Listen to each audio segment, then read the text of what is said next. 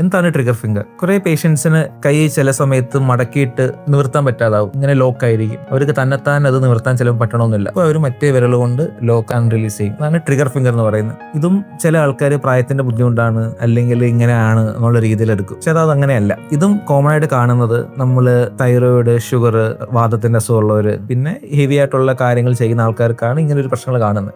ഇങ്ങനൊരു അവസ്ഥ ഉണ്ടെങ്കിൽ നമുക്ക് എന്ത് ചെയ്യാം? ഇനിഷ്യൽ സ്റ്റേജ് ആണ്, വലിയ കുഴപ്പമില്ല, പെയിൻ മാത്രമേ ഉള്ളൂ, ഇങ്ങനെ ലോക്കിംഗ് ആവുന്നില്ലെങ്കിൽ നമുക്ക് ചെറിയൊരു മസാജ് പോലെ ചെയ്യാം, കുറച്ച് സ്പ്ലിൻഡിങ്, സ്ട്രെച്ചിങ് കാര്യങ്ങൾ ചെയ്യാം. പിന്നെ അതിലും മാറുന്നില്ലെങ്കിൽ ചെറിയ ഡോസിൽ സ്റ്റീറോയിഡ് ടാബ്ലറ്റോ അല്ലെങ്കിൽ ചെറിയ ലോക്കൽ സ്റ്റീറോയിഡ് എടുക്കാം. അങ്ങനെ ഉള്ളപ്പോൾ നമ്മുടെ അവിടുത്തെ നീർക്കെട്ടുകൾ കുറയും. നീർക്കെട്ട് കുറയുന്ന കൂട്ടത്തിൽ നമുക്ക് ഈ വള്ളിക്കുള്ള ഇറിറ്റേഷൻ കുറയും, കുറച്ച് പെയിൻ റിലീഫും കിട്ടും. ഇൻ കേസ് അങ്ങനെ ആവുന്നില്ല, പിന്നെ ഉള്ള ഓപ്ഷൻ എന്ന് പറഞ്ഞാൽ നമുക്ക് ആ ഏരിയയിൽ ചെറിയൊരു സൂചി വെച്ചിട്ട് നമുക്ക് പെർക്യൂട്ടേനിയസ് റിലീസ് ചെയ്യാം. മുറിവൊന്നും ആക്കില്ല, ജസ്റ്റ് അവിടെ മാത്രം മരവിപ്പിച്ചിട്ട് ഒരു സൂചി കൊണ്ടിട്ട് ആ പുള്ളി, ആ മേളിലുള്ള ടണലിലെ ഒന്ന് റിലീസ് ചെയ്ത് കൊടുക്കും. അത് നമ്മൾ ബ്ലൈൻഡ് ആയിട്ട് ചെയ്യുന്ന പ്രൊസീജിയർ കൊണ്ട് അൾട്രാസൗണ്ട് ത്രൂവും ചെയ്യാം. ഇൻ കേസ് അതാവുന്നില്ല, ചില പേഷ്യൻസ് നല്ലപോലെ ലോക്കിംഗ് ആവുന്നുണ്ട്, നല്ലപോലെ കട്ടിയായിട്ട നോഡ്യൂളുണ്ട്, അങ്ങനെ ഉണ്ടെങ്കിൽ നമ്മൾ ചെറിയൊരു സർജറി പോലെ ഒരു 1-2 സെന്റിമീറ്റർ ചെറിയൊരു ഇൻസെഷൻ ഇട്ടിട്ട് ആ വള്ളിയെല്ലാം കണ്ടിട്ട് ആ മേളിലുള്ള പുള്ളിനെ നമ്മൾ റിലീസ് ചെയ്ത് കൊടുക്കും. ഇതൊരു ഡേ കെയർ പ്രൊസീജിയർ ആണ്. രാവിലെ വന്ന ഉച്ചയ്ക്ക് പേഷ്യന്റ് വീട്ടിൽ പോകാം, വേറെ ഒരു ബുദ്ധിമുട്ടും ഇല്ല. ഈ സ്റ്റിച്ച് എടുക്കാൻ മാത്രം ഒരു 10 ദിവസം വെയിറ്റ് ചെയ്യണം. അതിനുശേഷം സ്റ്റിച്ച് മാറ്റാം. എന്ന് വെച്ചിട്ട് പേഷ്യന്റ് ഒരു ആക്ടിവിറ്റിക്ക് റെസ്ട്രിക്ഷൻസും ഇല്ല. വളരെ ഈസി ആയിട്ട് പേഷ്യന്റിന് ഈ ബുദ്ധിമുട്ട് മാറ്റാൻ പറ്റും.